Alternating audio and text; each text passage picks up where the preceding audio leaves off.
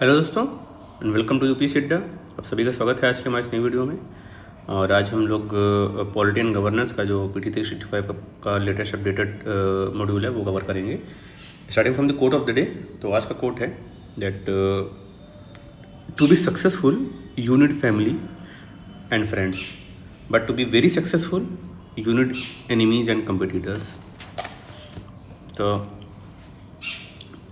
With this insightful quote start करते हैं from the assent to bill presented by the state legislature to governor.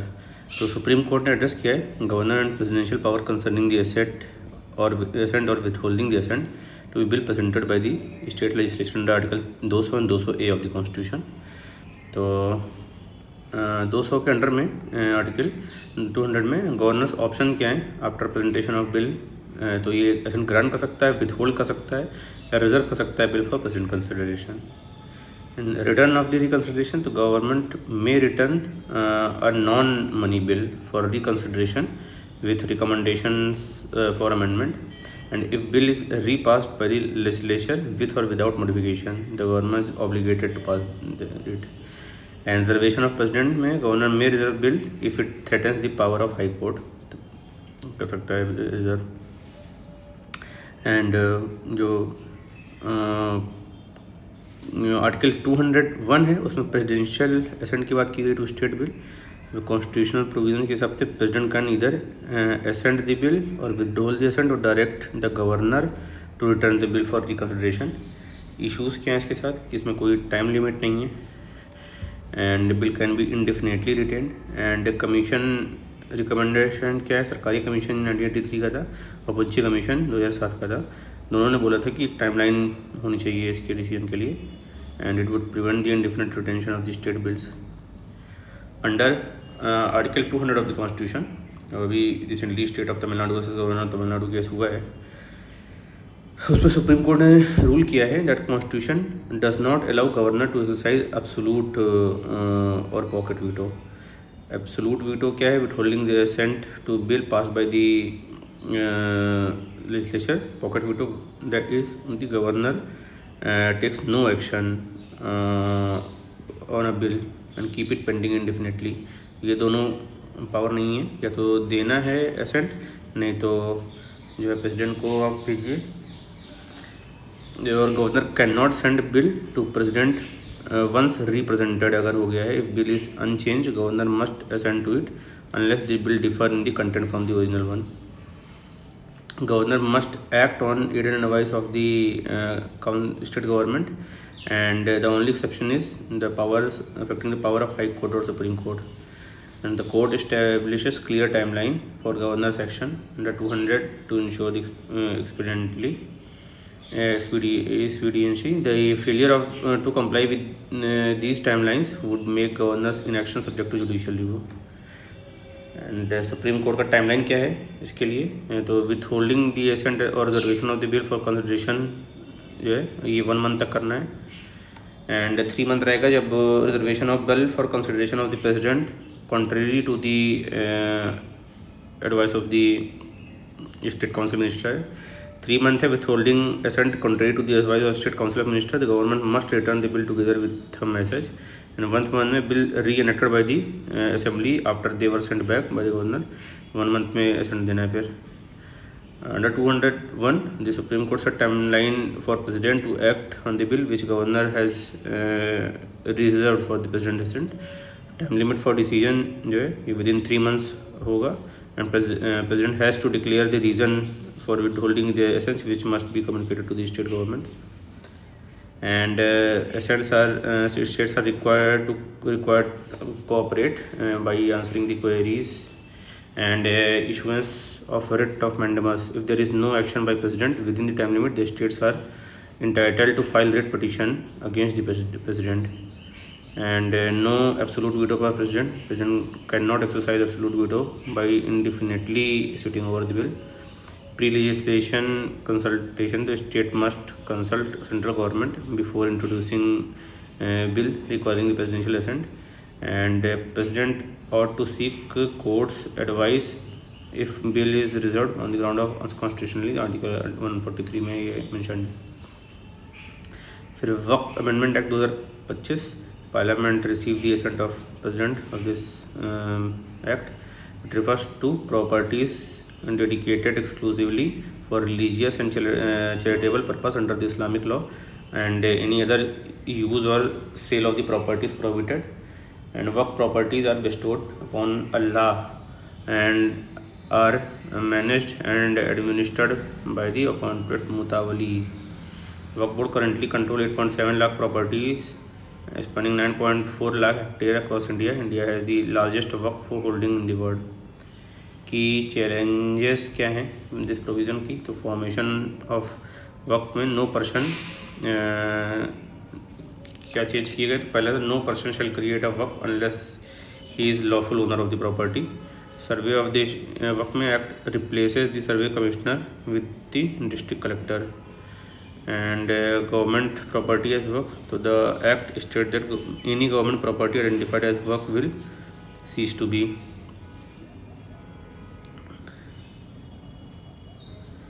And composition of the central Waqf council में union minister जो है इसका incharge रहेंगे of Waqf का, and is the ex officio chairman of the council. Member of the council include member of parliament, person of national eminence, retired supreme court और high court जजेज and eminent scholar in Muslim law.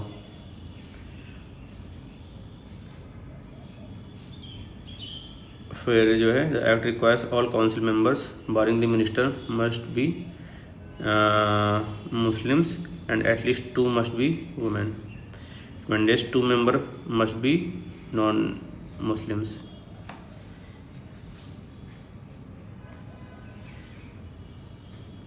Composition of Waqf board में तो act provides the election on the of up to 2 members each from electoral colleagues of states, Muslim MP, MLA, MLC, 1 council members. And to add that the board must have 2 non-Muslims members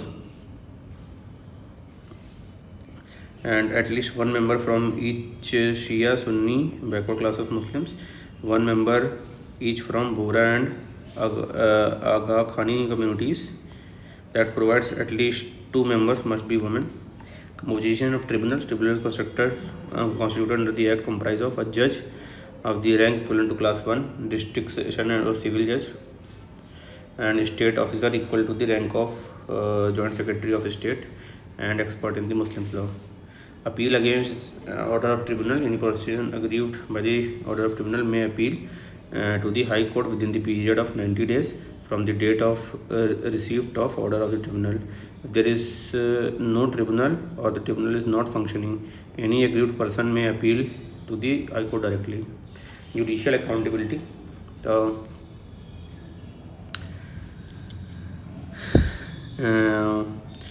Chief Justice of India constituted a 3-member committee of senior judges to conduct an inquiry into the allegation that a judge has a huge amount of cash, जो senior Delhi high court का जज है। फिर about judiciary's in house inquiry procedure, तो in house mechanism of 1999 है, उसमें based on 2 important charter governing judicial ethics, statement of the values of judicial life 1997 and the Mangalore principles of judicial conduct 2002। CJI can receive complain against the conduct of जजेस of supreme court and chief justice of high courts. And 3-member committee examine the complaint and may recommend removal or criminal action. In case of complaint against the High Court judge, the committee consists of 2 Chief Justice of High Courts other than the High Court to which judge belongs to, and 1 High Court judge. And in case of complaint against the High Court Chief Justice, committee consists of a Supreme Court judge and 2 Chief Justice of other High Courts. In case of a complaint of against the Supreme Court judge, committee consists of 3 Supreme Court judges. Constitutional provisions regarding the removal of judge क्या है? Article 124 का 4 में provide for the impeachment of जज of a supreme court, और 217 जो है ये high court जज के लिए है। And ground will be proven misbehaviour and incapacity and they are not defined in the constitution. and the procedure is regulated by the Judicial Inquiry Act of 1968. Devaluation to Panchayat. Recently, Ministry of Panchayat Raj has released the report State of Devolution of Panchayats in the States. इसमें बोला गया है कि panchayat devolution index है, ranks states and UTs in 6 dimension for devolutions. तो उसमें 6 dimension क्या क्या हैं? Framework, function, finance, functionaries. 4 तो एफ हो गया, 4F CA, susceptibility and accountability. Top 3 states में कर्नाटका, केरला एंड तमिलनाडु है. लोएस्ट 3 स्टेट्स और यूटीज़ में दादरा नगर हवेली, दमन दीव, पौंडीचेरी एंड लद्दाख है. डिवोल्यूशन जो है इंक्रीज़ हुआ है, अभी 10% इंक्रीज़ हो गया है, अभी 24% डिवोल्यूशन है. Capacity enhancement component of the index increase from 44 to 54% due to initiative like Rashtriya Gram Swaraj Abhiyan. Panchayat advancement index ministry of Panchayati Raj ने ही इंट्रोड्यूस किया इसको, and it is a multi domain multi sectoral index that aims to measure how well these grassroots institutions are achieving SDGs. and जो इसमें different themes हैं, इसमें theme 1 है like poverty free, healthy panchayat, child friendly panchayat, water sufficient panchayat, clean and green panchayat, self sufficient infrastructure, socially just and socially secure panchayat with good governance, women friendly panchayat. तो categories of जो है panchayat advancement index में achiever जो है इसमें 0% हैं लोग, अधिकतर लोग एस्पिरेंट्स में हैं, 36% परफॉर्मेंस हैं. फ्रंट रनर में गुजरात जो है टॉप की है ranking with highest number of panchayat in this category. मीटी ने नोटिफाई किया है आधार अमेंडमेंट रूल्स 2025 एंड 2020 के रूल को अमेंड करेगा. क्या क्या अमेंडमेंट हुआ है इसमें? तो these rules have been notified under the Aadhaar act of 2016 जो है उसके अंदर में. The amendment enables both government and non government entities to avail Aadhaar authentication services for providing various services in the public interest. And this amendment extend to services in sectors like ecommerce, travel, tourism, hospitality and health care. UIDAI जो है it examines the application and MeitY grants the approval. and the concerned ministry and department notify the entity after the meeting confirmation. and Aadhaar good governance portal क्या है? Ministry of electronics information technology MeitY ने launch किया इसको to streamline the approval process for Aadhaar authentication request. It will help in integrating face authentication in customer facing apps of private entities also. This platform comes into effect of after 2025 rules. इसके अलावा new Aadhaar app है, UIDAI ने develop किया है to simplify identity verification processes. And key features क्या हैं? ये UPI की तरह सीमलेस इसको बनाना है. QR बेस्ड इंस्टेंट वेरिफिकेशन होगा, फेस ऑथेंटिफिकेशन करेगा रियल टाइम में, सिक्योर डाटा शेयरिंग होगी एंड प्राइवेसी प्रोटेक्शन रहेगा इसमें. यूज़र कंट्रोल एक्सेस रहेगा, data shared only with user consent. फिर डिस्क्वालिफिकेशन ऑफ MPs. एक jailed MP petition in Punjab and Haryana high court for permission to attend parliament as his prolonged absence could result in his seat being declared vacant. तो under the article 101 का 4, it is for 60 days a member of either house of parliament is without permission of the house absent from all the meetings thereof, house may declare his seat vacant. And the 60 days however do not count for any period during the house is prorogued or adjourned for more than 4 consecutive days. अगर prorogued और adjourned है तो उसको नहीं count करेंगे उसमें 60 days में. तो under ROPA 1951 a person is convicted of any offence and sentenced for imprisonment for not less than 2 years other than any offence if shall be disqualified from the date of such conviction.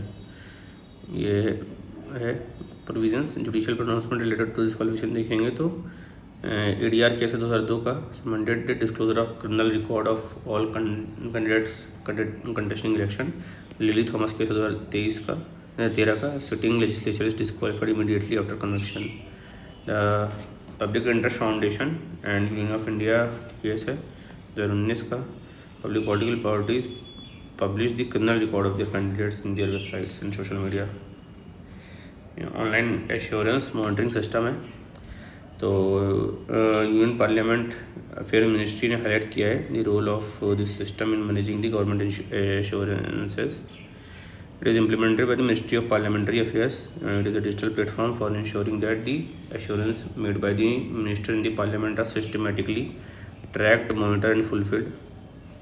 The assurance in the form of promises, undertaking, etc. are given during the course of answers to the question or debates by ministers on the floor of the House and given due to the non-availability of information at that time and are to be fulfilled within the period of 3 months.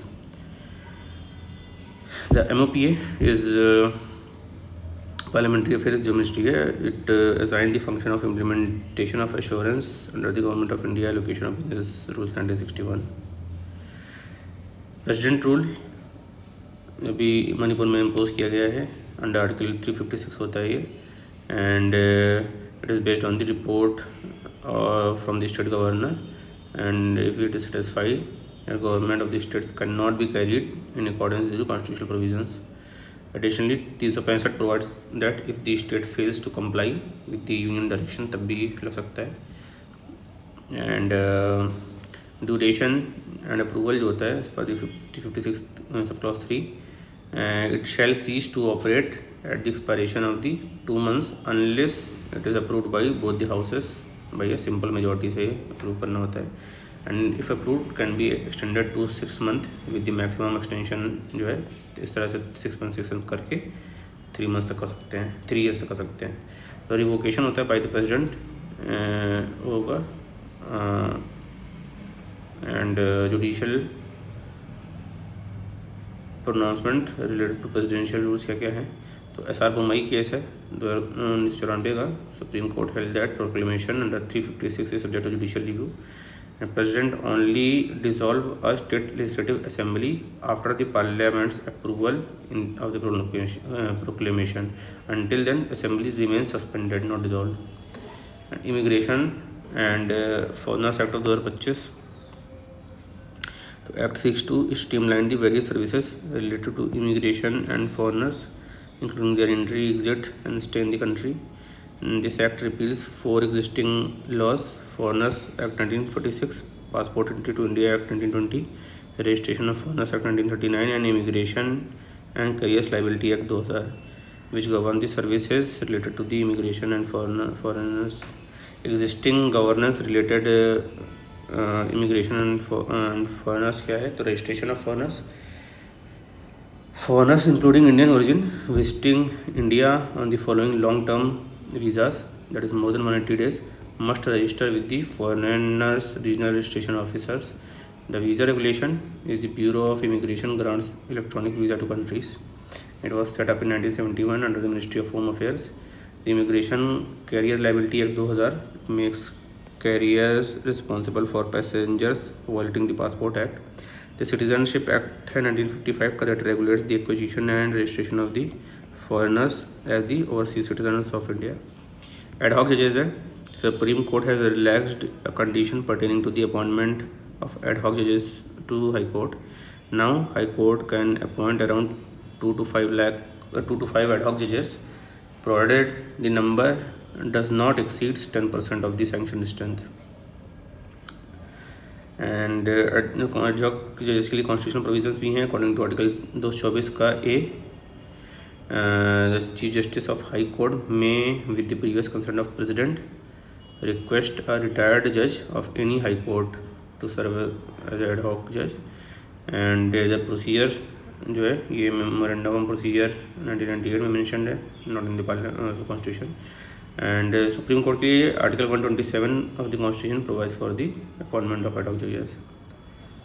अगर quorum नहीं है in the supreme court, remission in the re policy strategy of grant of bail case, supreme court issued direction regarding the power of appropriate government to remit the whole or part of the sentence. तो CRPC और BNS deal with the sections 432 and 473 hospital deals with the remission power of appropriate government. तो key directions क्या दिए गए हैं? तो obligation to consider the eligible convicts,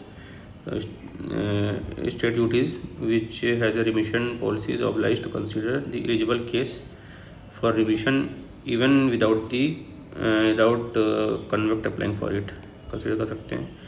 And condition of remission must be reasonable, specific, feasible, considering the crime and public safety. Revocation of remission requires recorded reasons for such decisions. Remission क्या है? refers to reduction or mitigation of the sentence imposed on the person's convicted crime without changing the nature of the sentence. Constitutional provisions क्या हैं? तो article 72 में Indian constitution grant president the power to grant pardon, reprieve, respite and remission of the punishment and to suspend the commute sentence also. Article 166 में similar power है governor की under the state laws. Doctrine of pith and substance, supreme court dismiss the centre's plea to levy service tax on promotion, marketing and sale of lottery tickets. तो power to levy tax on lottery जो है considered as a game of chance and fall under the betting and gambling in the list 2 of 7 schedule, lies exclusively with state legislature के साथ आता है. And doctrine of prison sustainability determines which level of government, union और state is empowered to make a law. And if say that there is a question in determining whether the particular law relates to a particular subject, the court looks to substance of the matter. फिर digital brand identity manual है, ministry of electronics and information technology ने introduce किया है digital brand identity manual. The initiative focuses on simplifying and standardising the government websites to ensure that citizens from diverse backgrounds can easily navigate and access the essential government services.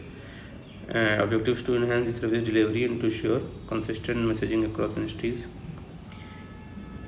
Hague Service Convention, US has requested the assistance from the Indian government under the Hague Service Convention to serve summons in the securities and wire fraud case. तो Hague service convention 1965 में बना है, international treaty है that streamline the process of serving legal documents across international borders. 84 countries signatory हैं. India ने 2006 में join किया था with some reservations. It prohibits the service of judicial document through the diplomatic और consular channels except when the recipient is a national of the requesting country. Central authority to handle service request जो है ministry of law and justice रहेगा.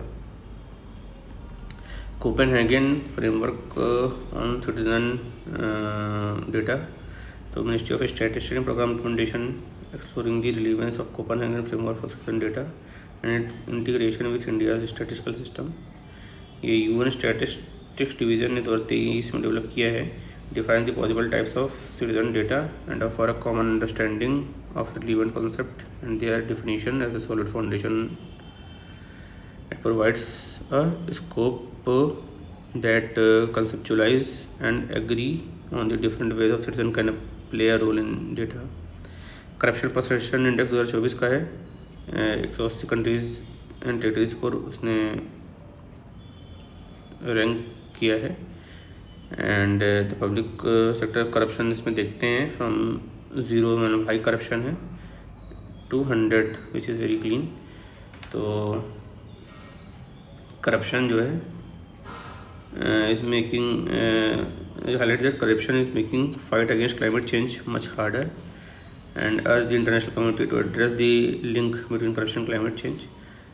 की highlight में 85% of world population lives in countries with score of more then 50. India का score 38 है out of 100.